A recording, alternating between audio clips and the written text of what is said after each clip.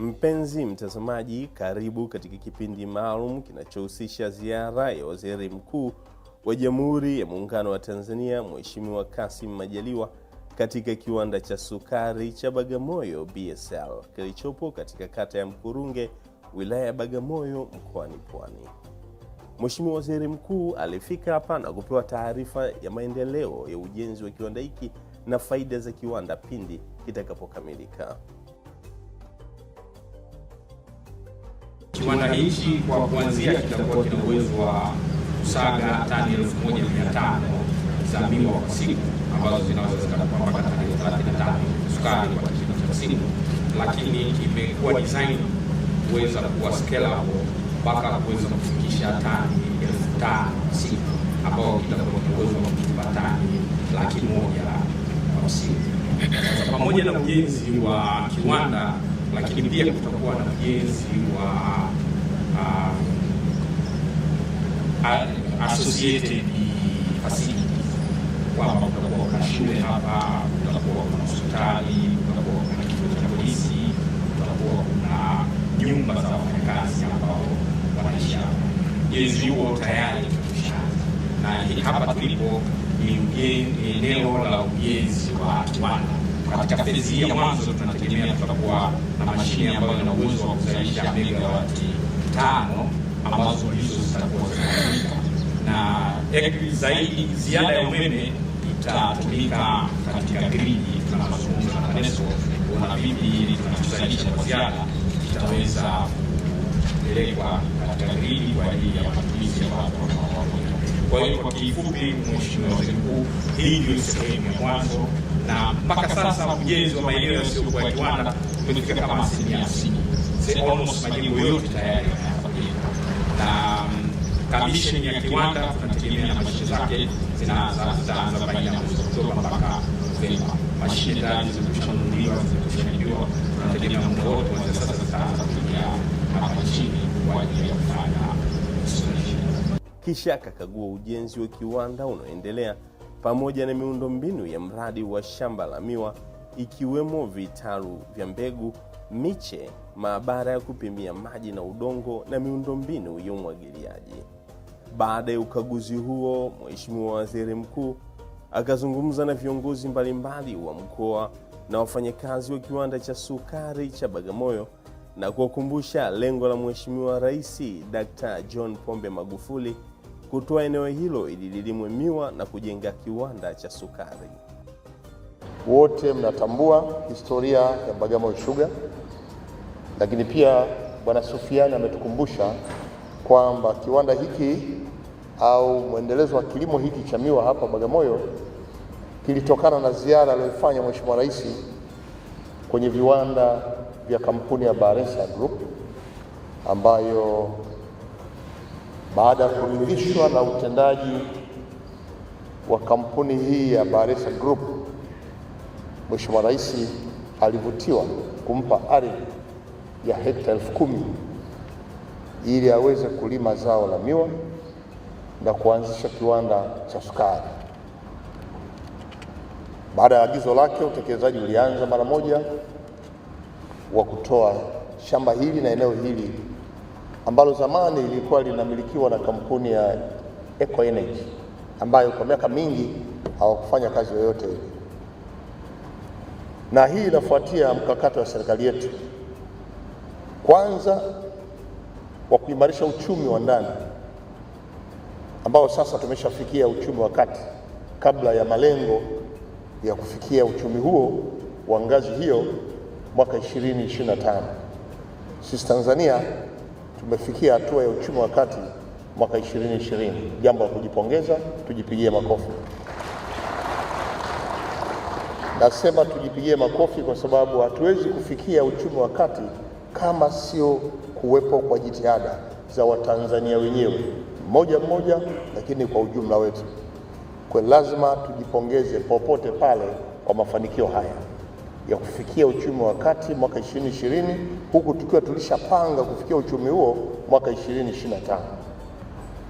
Sasa ili kufikia uchumi wa kati ni lazima tufanye maboresho makubwa ya mifumo yetu ya kiuchumi Kwa hiyo serikali iliamua, moja, kujenga viwanda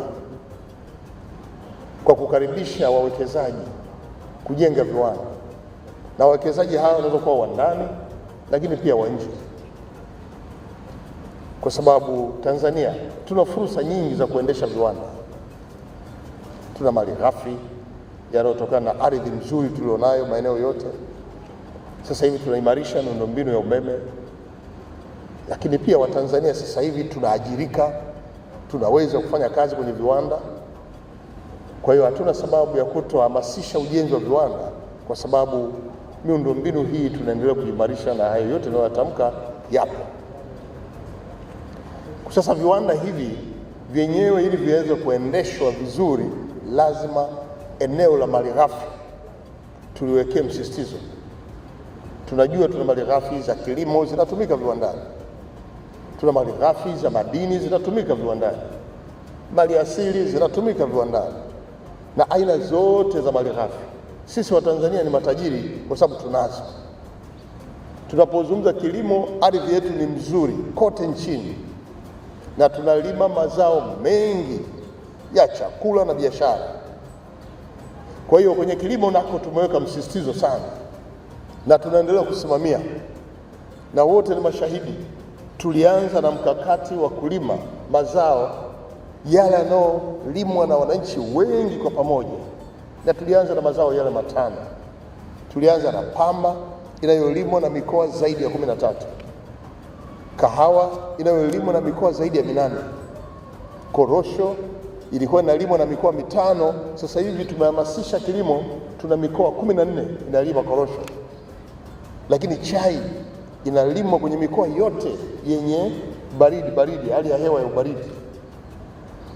Pamoja na sasa tumeamua kuongeza, pamoja na zao la tumbaku ambalo pia linalimwa mkoani Tabora, lakini pia Mbeya, maeneo ya Chunya na kule Ruvuma. Tulianza na mazao haya, lakini bado tuna mazao mengine ya kibiashara na chakula hatujayaacha.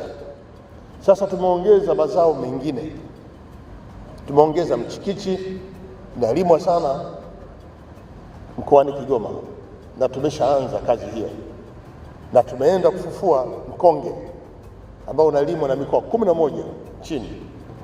Kwa hiyo mazao haya tunaenda nayo, na kwenye sekta ya kilimo tumejikita. Tumeweza kuajiri pia na maafisa au wataalamu wa kilimo kutoka ngazi ya kijiji, wako vijijini, kwenye ngazi za kata. Tunataka sasa Tanzania kwenye sekta ya kilimo tupate mafanikio makubwa, tuwe na chakula cha kutosha ndani ya nchi, na tumeanza kuona mafanikio. Msimu uliopita umetuwezesha kuwa na ziada zaidi ya tani milioni 3. Kwa hiyo ni faraja kubwa sana, kwa sababu ukiwa na ziada sasa una uhakika wa kufanya shughuli za maendeleo. Kubwa lingine katika hotuba ya Waziri Mkuu ikiwa ni kuwakumbusha Watanzania umuhimu wa kudhamini na kujivunia vya kwetu. Wakati wote Rais wetu Dkt. John Pombe Magufuli amekuwa akisema Watanzania tunaweza, na leo nimeona na kuthibitisha kwamba Watanzania tunaweza. Tumekuta wataalamu wetu wako pale maabara wanafanya analysis za udongo, wanafanya utafiti wa mbegu, na wanapeleka kwenye vitalu, wanasimamia wenyewe kutoka matokeo yake mpaka matokeo ya vitaluni, na matokeo ni mazuri. Maana yake ni nini? Maana yake kwamba sisi Watanzania tunao uwezo. Udhaifu tulionao, tunashindwa kujisemea. Tunaposhindwa kujisemea, tuna tatizo la kujisema wenyewe. Hatuchelewi kupoteza uhuru tukaanza kujisema wenyewe na kujidhalilisha wenyewe. Watanzania tubadilike. Lazima tujisemee, lazima tujisifu, lazima tujivunie na vitu tulivyo navyo ndani ya nchi.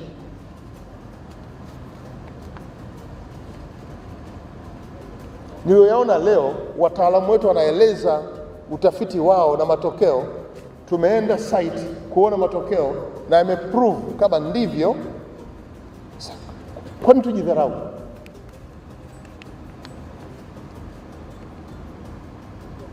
Wengine hawapendi kuona yuko ndani ya nchi hii akaisifia, na yeye mwenyewe akiwemo.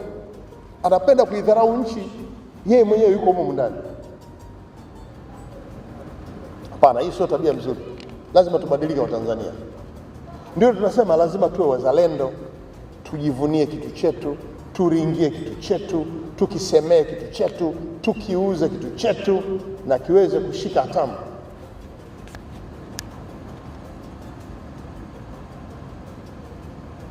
Wale wataalamu wameuliza, wengine mmesoma wapi? Mmoja anasema nimesoma Kaole. Kaole iko hapa Bagamoyo. Kumbe kuna chuo Kaole kinaweza kuzalisha watafiti na wakafanya utafiti wenye matokeo mazuri. Kwani tusiingie chuo chetu cha Kaole? Wala wengine wamesoma SUA, chuo kikuu cha Sokoine. Kumbe ukimaliza hapo una uwezo wa kufanya hizi tafiti zenye matokeo mazuri, lakini watu hawataka kukusemea hata chuo chetu. Lazima tujitafakari na tujifunze kutoka nchi nyingine ambazo zinaringia nchi zao. Sisi tunasema Tanzania ina fursa hizi, wanasema Tanzania haina fursa hiyo. Sasa tena nawaambia hawa wanaotaka tunawapigia debe waje, wanasema wala msije huko, hakuna hicho kitu. Kwa Tanzania tubadilike sasa. Turingie nchi yetu. Tujivunie nchi yetu. Tuitangaze nchi yetu. Tuisemee nchi yetu. Mheshimiwa Waziri Mkuu Kassim Majaliwa akawapa agizo maafisa kilimo. Wito wangu kwa wilaya ni kuhakikisha kwamba mnaanza sasa kutoa elimu kwa wananchi wa eneo hili. Tunajua hawana uzoefu wa kulima miwa, kwa sababu jirani hapa hakuna mashamba ya miwa, lakini tunaweza kuanzisha mashamba ya miwa. Na ili mtu aondoke kwenye mawazo ya kuona kilimo hicho ni kigumu, sasa kunahitaji elimu.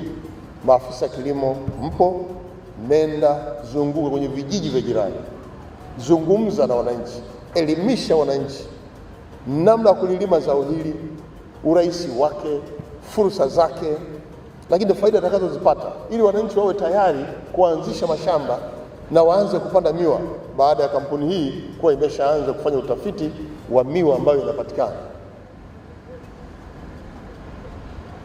Wananchi wetu kuwashirikisha kulima, hawana shida na soko la miwa yao, kwa sababu soko litakuwa hapa.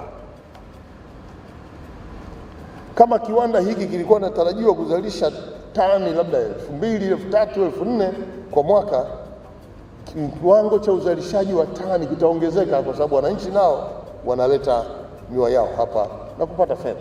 Mkurugenzi wa makampuni ya Bakresa Bwana Abubakari Bakresa akatoa neno la shukrani kwa Rais Dr. Magufuli. Kwa nafasi hii kutoa shukrani zetu za dhati kwa rais wetu wa Jamhuri ya Muungano wa Tanzania Dr. John Joseph Pombe Magufuli na serikali ya awamu ya 5 kwa kuwa na imani nasi kwa kutupa shamba hili ambalo leo umepata nafasi ya kulitembelea na kushuhudia uendelezaji wake. Ni ipi fursa ambayo Benki ya Maendeleo ya Kilimo wanaiona? Hapa mkurugenzi mtendaji wa TADB Japhet Justin anaeleza. Mheshimiwa Waziri Mkuu, tuna furaha kubwa sana ya kuwa katika mradi wetu huu hapa Bagamoyo Sugar, na niseme kama Benki ya Maendeleo ya Kilimo, kilichotuvutia cha kwanza Mheshimiwa Waziri Mkuu ilikuwa ni kuingia mapema na kulinda maslahi ya wakulima wadogo watarajiwa. Kwa hiyo sisi tuliingia mapema sana na kuweka zaidi au kuweka bilioni 15 za Kitanzania, lakini hizi 15 ikiwa ni hakikisho kwa wakulima wadogo kwamba sasa tunakwenda kuwatengenezea soko kwa hawa wanaolima miwa kwa mkoa wa Pwani. Kwa hiyo tumeshakubaliana na waendeleza mradi kwamba tukimaliza hizi fezi za kujenga hapa, fezi inayofuata ni kwenda kuwasapoti wakulima wadogo kwa kutumia uwezo mkubwa tuliojionea leo, miche ya kisasa, lakini pia laboratory ya kisasa kwa ajili ya soil. Lakini Mheshimiwa Waziri Mkuu, kikubwa zaidi ilikuwa ni kwa support wakulima wetu watarajiwa katika eneo la maji. Kwa hiyo tukuhakikishie leo kwamba ile dhima kubwa ya Mheshimiwa Rais wetu wa Jamhuri ya Muungano wa Tanzania Dr. John Pombe Joseph Magufuli aliyoiona ile mwaka 2016 na kuasaini project kwa Baharesa Group, Mheshimiwa Waziri Mkuu, ilikuwa ni picha kubwa na ilikuwa ni maono makubwa sana. Sisi kama Benki ya Maendeleo ya Kilimo tuko na Baharesa katika kuhakikisha kwamba hawa wakulima wadogo wadogo wanaingia kwenye soko hili kubwa, haswa hawa mkoa wa Pwani. Lakini niseme kwa nini mradi huu? Mheshimiwa Waziri Mkuu, tuna notion yetu siku zote. Tunaamini kwamba ili nimkopeshe mkulima au mtu yoyote lazima nionyeshe kiploti alichonacho, yani collateral au dhamana ndio inakuwa ajenda ya kwanza. Lakini sisi tunaliona kwa hali ya tofauti. Kuwepo kwa Baharesa au kiwanda hiki cha Bagamoyo Sugar hapa, hiki kina uwezo wa kuwapa wakulima mikataba, kwamba katika ile mikataba ambao wakulima wetu watapewa ya kuuza au kununuliwa miwa yao na Baharesa, Mheshimiwa Waziri Mkuu, tunaamini ile ndio instrument kubwa ya kuwakopesha hawa wananchi kwa wale ambao hawatakuwa na dhamana za kutosha, lakini sasa wataweza kutumia mikataba yao na Baharesa katika kupata fedha au kupata mikopo ambayo itawasaidia kuendeleza mashamba yao. Uwepo wa kiwanda hiki kinamaanisha nini kwa mkoa wa Pwani? Mkuu wa mkoa wa Pwani Mhandisi Evarist Ndikilo akaeleza. Baada ya kuwa tumepewa ardhi hii, akapewa mwekezaji Bakresa, akaanzisha kampuni yake ya Bagamoyo Sugar Company. Maana yake ni kwamba anakwenda kuanzisha au kutuanzishia zao jingine la biashara katika mkoa wetu wa Pwani. Mkoa wetu wa Pwani tunafanya vizuri kwenye zao la korosho. Tunashukuru sana kwa maelekezo yako Mheshimiwa mgeni rasmi. Mkoa wetu wa Pwani unafanya vizuri katika zao la korosho kwa sababu mwaka uliopita, msimu uliopita, mkoa wetu wa Pwani wakulima waliingiza takriban zaidi ya shilingi bilioni 60 kwa korosho. Lakini pia tuna zao la ufuta. Ufuta nao ni zao la biashara kwa wakulima wetu na uliwaingizia takriban shilingi bilioni 19. Lakini Mheshimiwa mgeni rasmi, hivi karibuni umetupatia maelekezo tuanzishe zao la mkonge. Ulituita Tanga, wakuu wa mikoa inayozalisha mkonge, na ukaelekeza sasa mkonge uanze kulimwa na wakulima wadogo. Sasa zao la 4, Mheshimiwa Waziri Mkuu, litakuwa ni zao la miwa. Maana yake nini? Ndio maana tunamshukuru sana Mheshimiwa Rais kwa kutoa ardhi hii. Sasa mkoa wetu wa Pwani wakulima wanakwenda kujihusisha na mazao makuu 4 ya biashara: korosho, ufuta, mkonge na sasa miwa. Tumeambiwa katika taarifa ya Bakresa ya Bagamoyo Sugar Company kwamba takriban asilimia 40 ya miwa itatokana na outgrowers au na wakulima wa nje.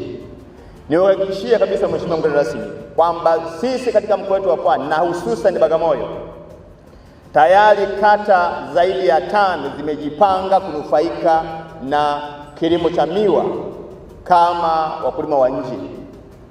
Kata ya Makuringe yenyewe, lakini kuna kata ya Kiwangwa, kuna kata ya Fukayosi, kuna kata ya Msata, na tayari wananchi wanasema wako tayari mpaka hata kata ya Kibindi.